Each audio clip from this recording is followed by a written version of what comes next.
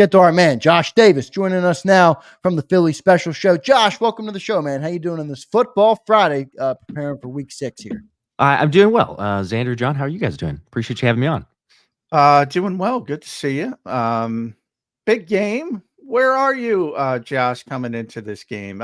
We've talked about it a little bit. I think everybody looks at this team, and rightfully so. The quarterback is playing terribly. They've been one of the worst teams in the NFL. But I don't think there's one of the worst teams in the NFL when they're healthy. And they've had a bunch of injuries. And one thing Nick Sirianni said this week that stuck out to me, Josh, was stay humble. I think he's talking about that. Any chance this could be a trap game, the old trap game phrase for the Philadelphia Eagles? Potentially. I hope not. But yes, especially because of what we've seen from this Eagles team pre-bye week, even going back to last season, there's definitely shades of last season from the team with turnovers and everything else. I think that I was listening to y'all's interview with Thomas earlier, so shout out to Thomas. That was a good one there. But John, you made a good point as well with the tackles coming back right before I hopped on here. It's a question of it's not going to completely fix Cleveland because Deshaun Watson is what Deshaun Watson is, and we've seen that. But it ultimately comes down to, like, can the Eagles take care of business? If the Eagles play clean football, then I don't think that anyone's worried. But that's a big if, sadly, because we've seen way too many weeks now where you're going like, oh, okay, yeah, it's starting to look a little bit better. Nope, there's a turnover. There's Jalen Hurts with another turnover. There's just the offense doing something weird. There's special teams players running into each other. Like, it's just something with this team, and there's not a complimentary football game that we've seen from all three phases, let alone really from one phase minus the New Orleans game where you could say, okay, the defense won you that game. The defense went out there and played phenomenal. But this is the NFL, and I don't care who you're playing every week. The Carolina Panthers looked like they couldn't get a single win, and then all of a sudden you swap out for Andy Dalton, and you're like, well, hey, wait a minute. It's actually a team that could go out there and get a win. So I'm not saying that we're going to lose, but also to the people that I've had several comments on my show of like, oh, we're gonna win like 40-3, and we're just get right back on track. That'd be great. I would love it. Everyone would.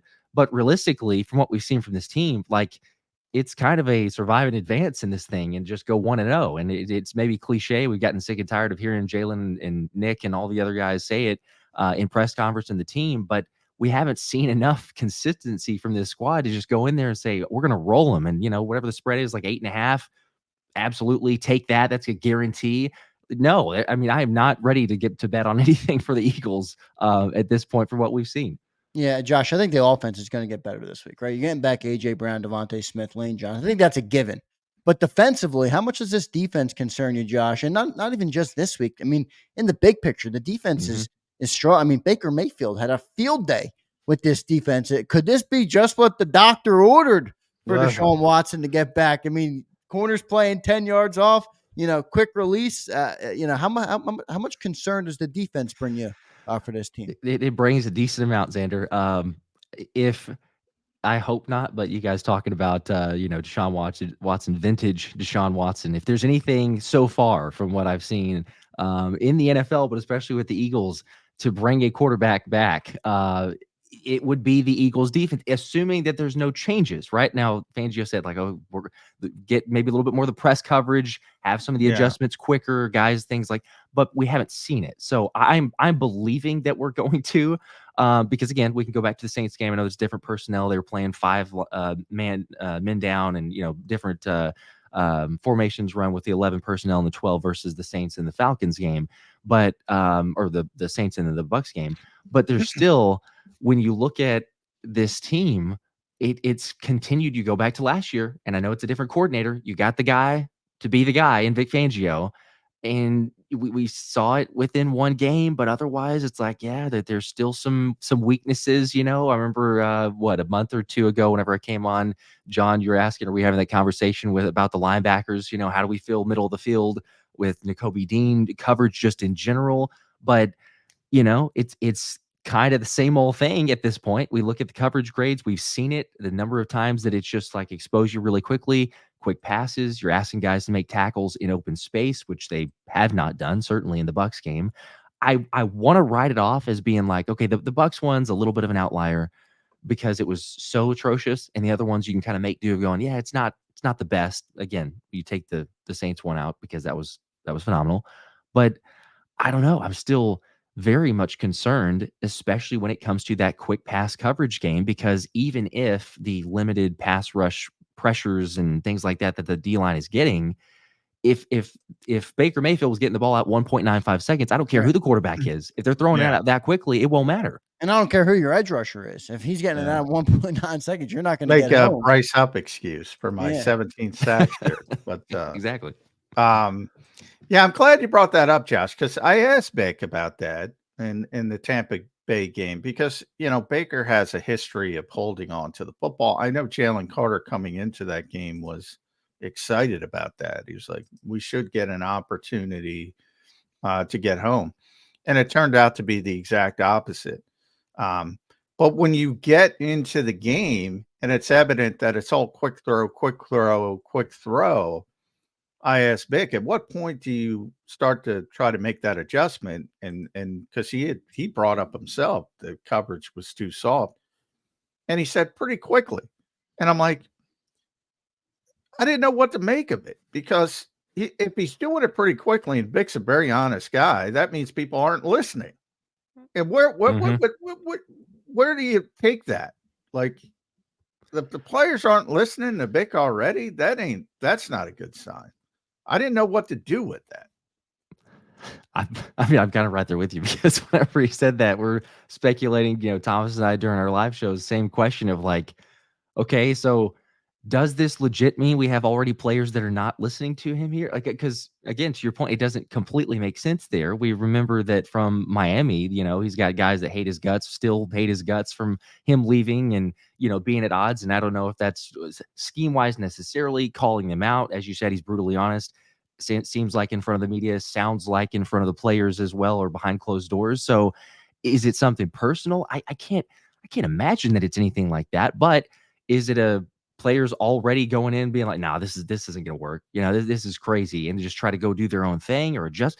I don't know, but it is, you know, a very minor alarming part to it. We have a long season to go. Hopefully the adjustments come, but yeah, there's been some instances where, you know, listen to the press conferences, you hear Fangio being, oh, I got to be better, and, you know, just kind of the same old song and dance from everybody else. But it's different whenever he does make the admittance there of like, yeah, that they usually pretty quickly with those adjustments. So I don't know. I'm hoping to just write that one off. I'm really hoping that we never see that again. But it was so just glaring. It was like I know it was very hot and, you know, guys like throwing up and the dehydration in there, and Tampa is difficult to play with that. But, you know, we've seen teams go in there before and be okay. Not that it's easy, but be okay with that element. And so I can't just chalk it up and be like, well, guys were sick and, you know, just slow to react and everything else there. But ultimately, I mean, it's a little bit alarming if you've got a coach that's trying to make adjustments and for some reason it's way too slow. We all saw it, but it can't be a constant issue. I tell you what, I'm noticing a trend here with Vic Fangio. You know, we had Thomas on obviously earlier in the show, and he brought up Kevin Byard and Johnson. He's ranked third in the league right now, and he stunk last year, not under Fangio, but it was a Fangio style of defense. You remember the Miami players last year? A lot of those good guys were complaining like crazy about Vic Fangio. Bryce Huff apparently forgot how to get after the quarterback here in Philadelphia. C.J. Gardner-Johnson hasn't been good. Is this scheme just not conducive to creating or for defensive talent to be able to make plays? I mean, it's all over the field that none of our defensive players are making plays. How much of a problem is this Fangio scheme, and why are the Eagles so committed to it? I mean, it's some of both, Zander. It's a fair point, but at the same time, you know, you can make the argument that it's not like nobody's played well in a Fangio scheme. Like Christian Wilkins doesn't get paid without Fangio. Whatever Fangio did, I mean, kudos to him. Christian Wilkins is a good player. Andrew Van Ginkel, man. Exactly. Yes. Yeah. And, you know, he's parlaying that into Minnesota. Good for him. Who doesn't love a Brian Flores defense when you see all the change and, you know, havoc that they're creating on that side? So sure, like I'm always the eternal optimist. So whenever it's okay, Vic Fangio, yes, and I still believe it will be, it is still is right now, but it'll be better than last year. But that's still not necessarily good enough in my mind or anyone's mind. You know, you want it to be much better, drastically better, and take advantage and capitalize on this talent. it remains to be seen.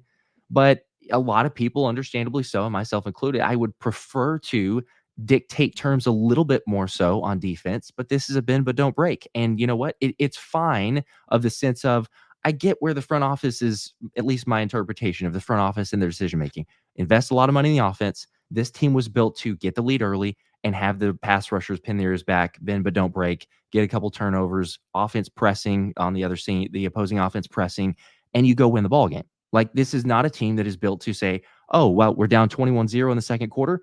Let's try to come back from it. Now, it's possible, but I think that everyone, even regardless of how the momentum was going in the Tampa game, if you do that in any team, this is just not the squad for it, because it makes things a whole lot more difficult. And as we've seen with the group, it's not only Bryce Huff, but yes, Agent Zero is Agent Zero for all the wrong reasons. And it's like he looks like he's thinking on the field. He's not reacting. He's not playing instinctually. Yes, you could make the argument for sure that I think Brian Baldinger did the great breakdown that started going everywhere as far as, are the Eagles using him correctly, 4-down stance, versus how they're asking him to play and the changes there. But we already knew it was going to be a change. It was a risk, however, magnitude you make on that risk, but a risk to say, all right, you're the guy. You're going to be the guy to come in here and try to play on run stopping and pass rush and learn that stance. But a little bit concerning back whenever preseason's going on, and Vic's like, he's learning. He's getting there. Not there yet, but he's learning. So, okay, cool. You paid a guy $17 million. Hopefully we get there. But now we're into week 6. And I feel like not just with Bryce Huff, but several different guys were like, hopefully we can get there. And it feels like we should not have been at this point in week 6 of the NFL season. But I don't know. There's some concerning elements in a couple different places. So who do you blame for Bryce Huff? Who do you blame for Agent Zero? We didn't know he was foreshadowing with his number choice, but he was foreshadowing with his number choice. Because you mentioned Baldy, I'm kind of in that camp, because I know a lot of the Jets writers and Rich Cimini went public and said, basically the Jets should have kept him and they made a mistake. All the Jets writers, Josh, think he can play because they saw it. And he comes here and he can't play. Mm-hmm. Is it the player? Is it the scheme? Is it and it's always a bunch of everything, but if you had to pick one that you would say is more the problem, because I mean, this guy, a lot of people said he had 1 year. No, he had 2 years from a perspective of a pressure percentage being near the top of the league. Mm-hmm. And a small sample, he was a situational player. But if that's all he can do, let him do it. Stop trying to pound the square peg in the round hole. Mm-hmm. I agree with you, John. You're right. It is. First and foremost, they're not using him in the right way. That they're being stubborn. Whether it's, I assume it probably is. It's Fangio. Like, no, he's gonna get this. Like, we're gonna make him learn it. But they're using him in the incorrect way. Now, you pay $17 million and you make the risk. You let Hassan Reddick walk, which that's a whole nother scenario. I believe his agency fired him. Yeah, they said that the agent essentially fired him. That's not a good sign. The yeah, last time I remember that is Johnny Manziel.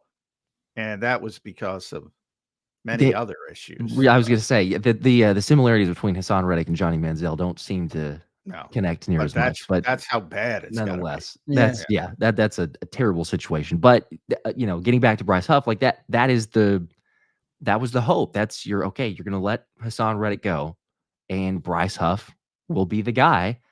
But unfortunately, it's like, look, hey, you know what? He may be a situational pass rusher. He may be or have the talent and ability to be one of the top situational pass rushers. Can he be an every down type of guy? I don't know. Doesn't look like it. But you also might be asking him to do all the different wrong things in a system that he is not familiar with. And I think that a lot of people would attribute to or attest to this. But it's like, there's obviously a lot that goes into the physical part of the game, but there's a ton that goes into the mental, the preparation, the psychological. Sports psychology is blowing up for a definite reason. And when a guy is struggling, when a guy's lacking confidence, and when a guy's also having to think a lot more than he used to of, hey, go get the quarterback, then yeah, there's going to be issues. And I think it's just compounding now to where you see him pressing and all the slipping on the field. It's like, I think for some reason, Bryce Huff's the only one that's still playing in Brazil out of all the pass rushers. And I feel bad for him.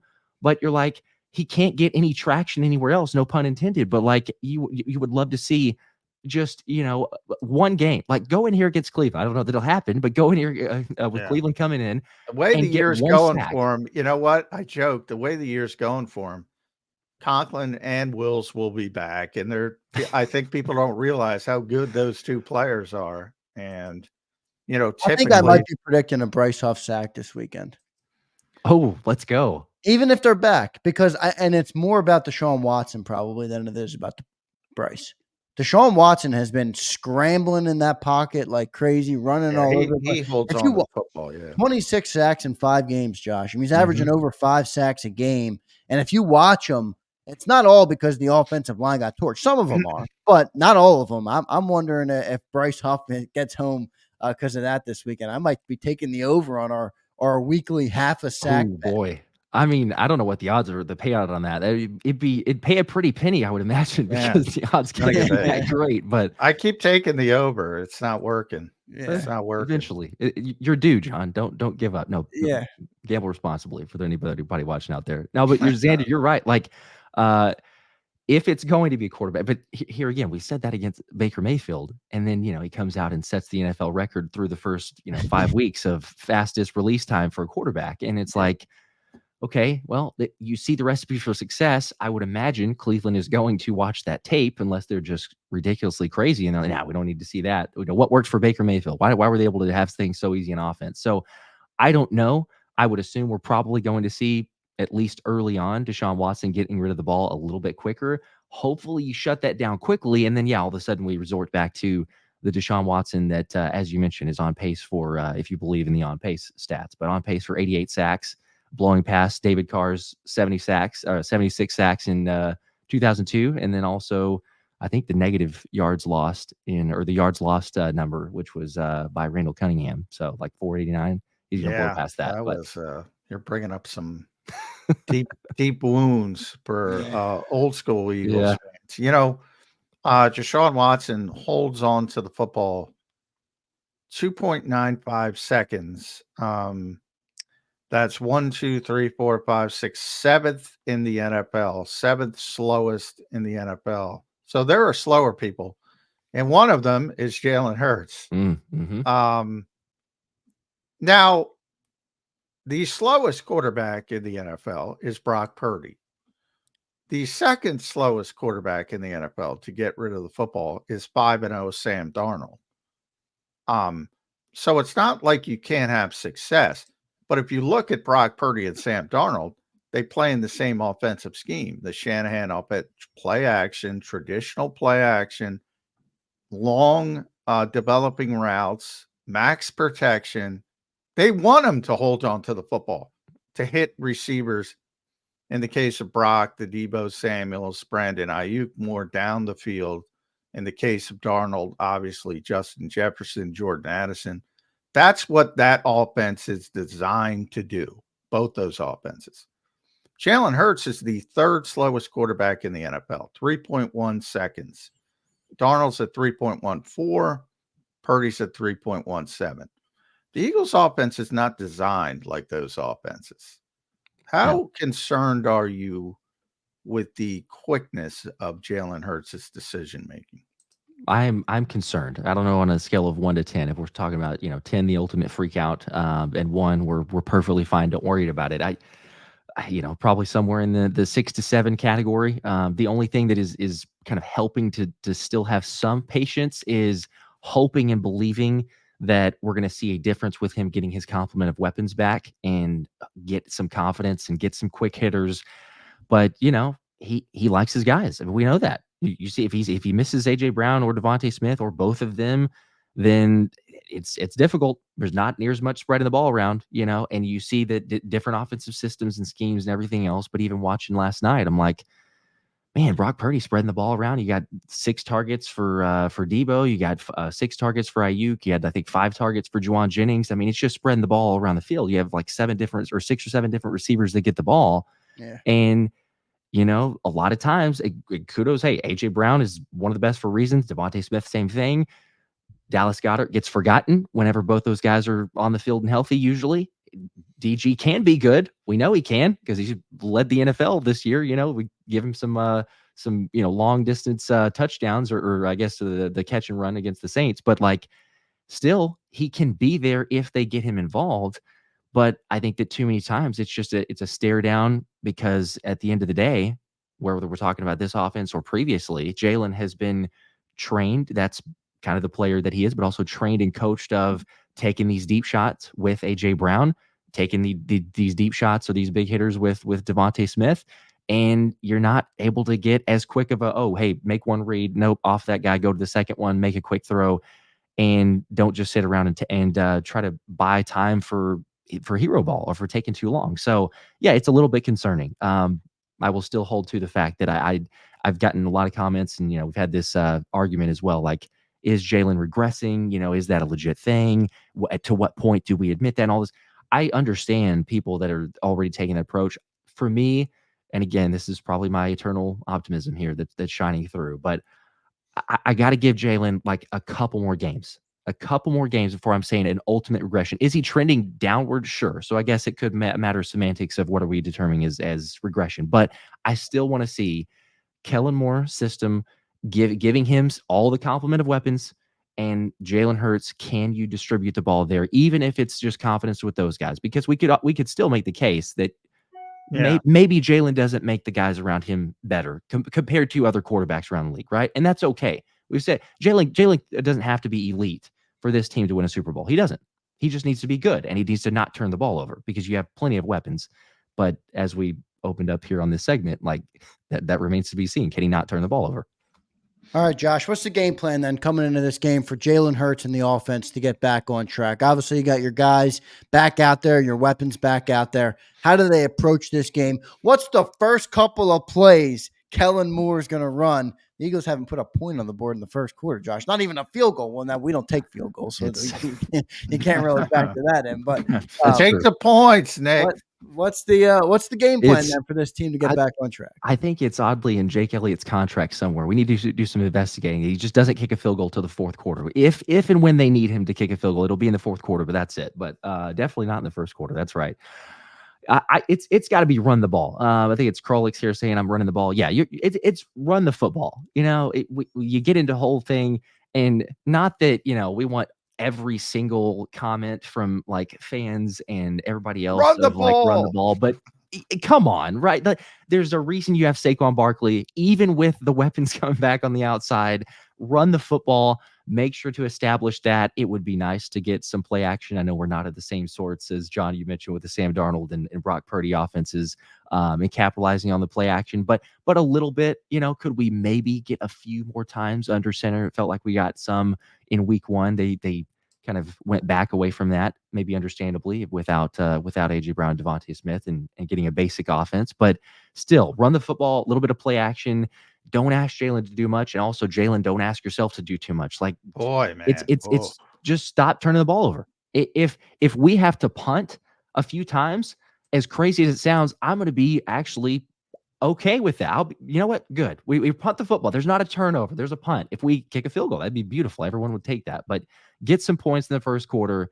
Make this thing easy. The Browns are going to give you opportunities with Deshaun Watson. He will give you opportunities to get extra possessions in this game. Don't return the favor and make this thing where, Deshaun Watson turned the ball over twice, but so did Jalen, or Jalen turned it over 3 times. Just take care of the football and run now, it. You self-described yourself, Josh Davis, by the way, at the PHI special. So make sure you follow Josh on the X platform. Watch the show on YouTube. Does a tremendous job. Now, you described yourself as eternally optimistic. So my antenna just raised there when you're saying to the $255 million quarterback, Josh Davis, just don't do anything.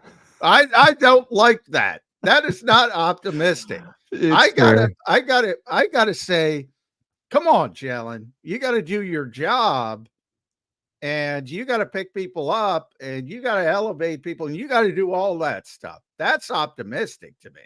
I can't look at the $250 million quarterback and say, hey, don't screw it up. Boy, that's not where the Philadelphia Eagles wanted to be. No, no, it's not. And you're right. I mean, there's maybe some realism creeping in there as well. It's just it's what have we seen lately? Well, And yeah. I'm trying to be like, I'm eternally optimistic for this team as a whole, but individually, there's players that are doing things that, again, you go back to Bryce Huff. Is he going to be using the right way? Will he be able to get some pressures and do something? I don't know. Is C.J. Gardner-Johnson going to be able to cover a little bit better? Hopefully. Can we get some tackles from Nakobe Dean without 5 missed tackles in a game? Hopefully. It just feels like a lot of hopefully statements from me, but I believe that they can change. I believe that they can turn things around. And yes, your quarterback that you're paying that much money for should be able to limit the turnovers. It's just it's ridiculous. Like there's so many times where you're watching these games and I'm like, okay, yeah, that's good. It's a better start. We haven't had a turnover yet, and then sure as the world, it's a good drive. You're moving into the red zone.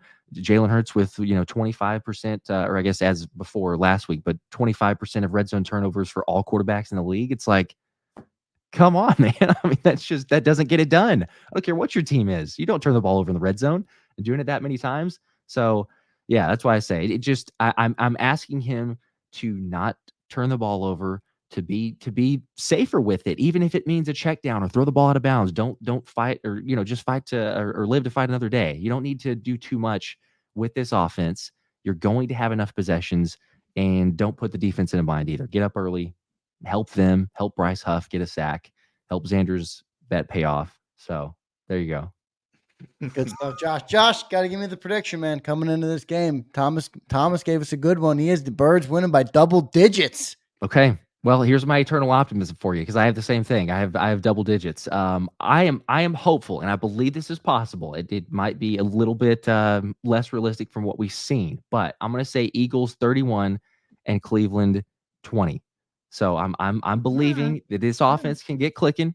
They get up early, get some turnovers, capitalize on that, and bend but don't break defense. We'll allow maybe a couple scores that we don't want to, but I like that score. So fine. you got them getting back into the 30s with their weapons out there, and the defense holding them to 20 with that putrid offense that Deshaun Watson's running. Good stuff, Josh. go. Appreciate it, man. Appreciate you being here today. Good takes on everything. Appreciate you joining the show. Make sure everybody goes and follows him on Twitter at the PHI Special, and follow him on YouTube as well. He has a great show on YouTube. By the way, you just gave away the big Isaiah Rodgers white helmet, right? Yes, yep, I did. Gave it away to shout out to Will in Jacksonville, but he won the Isaiah Rodgers helmet, and I guess it's like we're a random deal for 75,000 subscribers to choose. That was an oddity there, but someone that was in the same state of Florida, and I guess on that note, thoughts and prayers for those in Florida, because I know big time with Yes. the Hurricanes. So, Yeah. but yeah, good Definitely. for him. It felt You good gotta to get give that those away. SpongeBob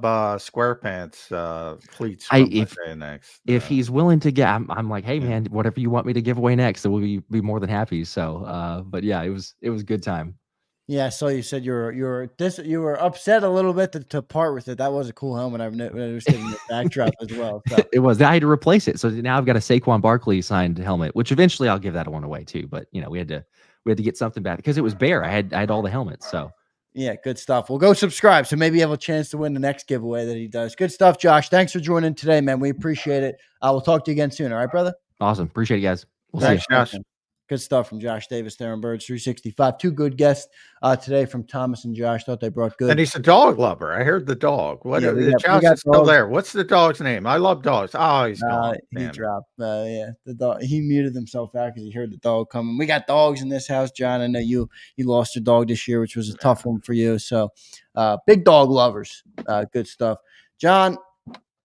We're gonna have to give our predictions. I've been going back and forth on what my predictions are going to be on this football game. Before we get to them, we got about 5 minutes left to go on the show today.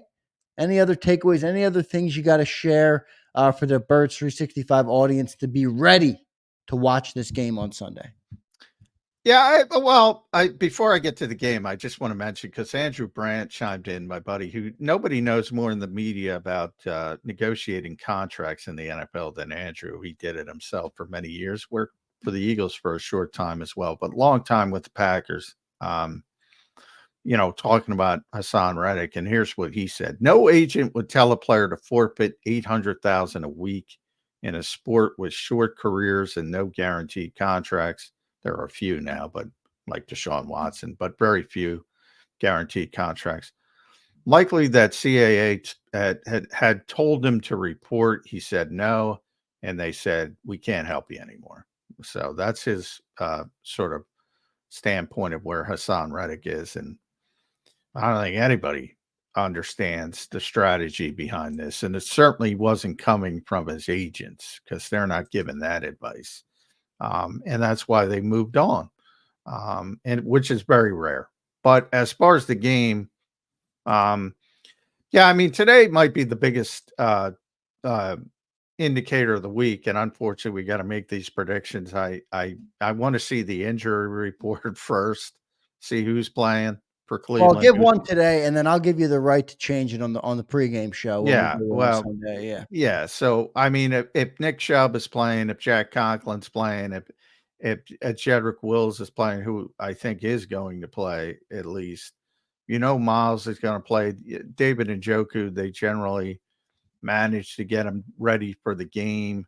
A bunch of defensive backs. That might be the biggest one of all. Denzel Ward, Grant Delpit, Ronnie Hickman. Like who's playing of that group? Is anybody playing from that group? Um, if it's all negative for Cleveland, I think the Eagles are going to win pretty easily. If a bunch of that is positive, I think it's going to be closer than people would like. And I think it's the old classic one-score game. I do think the Eagles are going to win. Right now, I'm going to say some of them are going to play, some of them aren't going to play. It's going to be a little bit tougher than expected. I'm going to go Eagles 26, Browns 21, some weird score like that. I like it. Good stuff. Philly Special checks in. Josh checks in. John. Great dog names. Dunk and Donut. Nice. He's got two of them. One's Dunk Nice. and one's Donut. He I said like Dunk. Josh even more now. Yeah, If you Dunk like is dogs, you're a good person in my book. that's good. That's good naming right there, though, on the dogs. That is Dunk, good and name. he must be a Dunkin' Donuts guy, obviously. Chocolate Lab. All right. And then Donuts, Donuts and mini mini dash. Gauchon. All Yeah, right. we Yeah. got two dogs. Good stuff, Josh. And by the way, thanks for joining us, man. I think he's in the chat right now. So good stuff from Josh Davis and Thomas Mott today. Both were tremendous. For my prediction, John, I'm going 24-17 for the Eagles. I think the Eagles are going to get back on track. I think they're going to get a win. I'm not quite optimistic enough in the offense yet to get back up into the 30s. But I do feel good about them winning the football game. I have 24-17 for the Eagles winning this week. I think they will get back in the win column this week, but should be a good game. I think that Browns defense is a little bit scary. I don't think it's the easiest team Jim to score Schwartz 30. week, man. Yeah, Jim I mean, Schwartz. A lot of respect for Jim Schwartz in that building, by the way. yeah. And if you think he's going to have a good game plan for Jalen Hurts, I do. I do. Usually you got a good game plan for everybody. He's not the Yeah. problem. Let's put it that way. In Cleveland, he is not the problem. And they, like I said, they not only had the number one defense in the NFL last season, they had the number one defense since 2014, statistically. And a lot of that had to do with Myles Garrett, who's not completely healthy. Speaking of, bus guys, Nick Sirianni always likes to talk about bus guys. First guys off the bus, you try to intimidate the other team. Jordan Mailata, Mekhi Becton, guys who are just, so physically imposing. Those are examples of get off the bus guy first.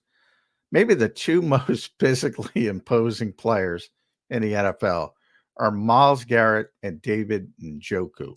They are unbelievable physical specimens. And to hear Jordan Mailata and Lane Johnson talk about Myles Garrett is fun. That's one of those fun moments because they have so much respect for him, and vice versa. When they had joint practices, those guys would get together, talk about their games, try to help each other after practice.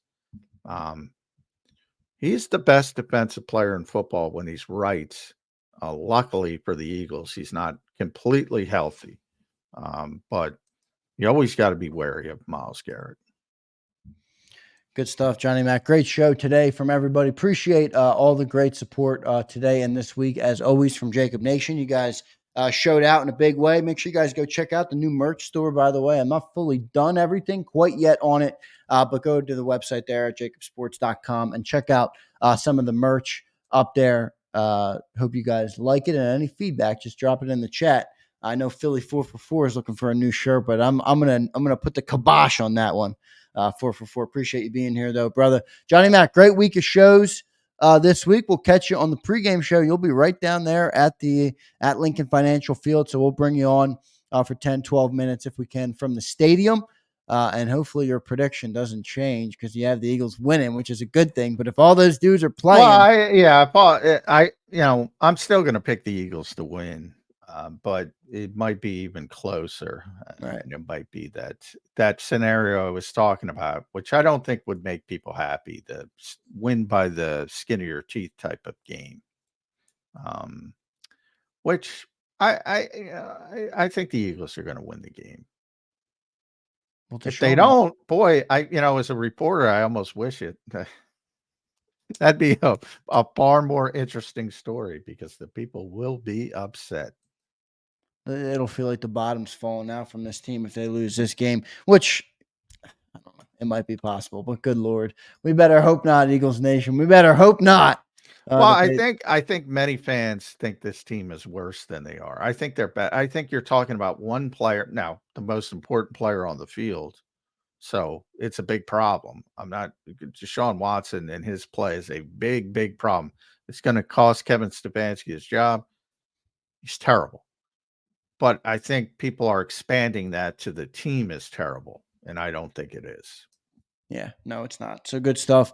John, great week of shows this week. Everybody hit that like button on your way out. Appreciate you being here. John, great week of shows, man. Talk to you on the pregame show on Sunday. All right, brother? All right, thanks for listening. All right, see everybody on 2:00 today, National Football Show, 2 to 6, and then pre and post game show on game day on Sunday. It's a 1 p.m. game for the Eagles on Sunday, so we'll catch you there on JAKIB Sports, and on Monday on Birds 365.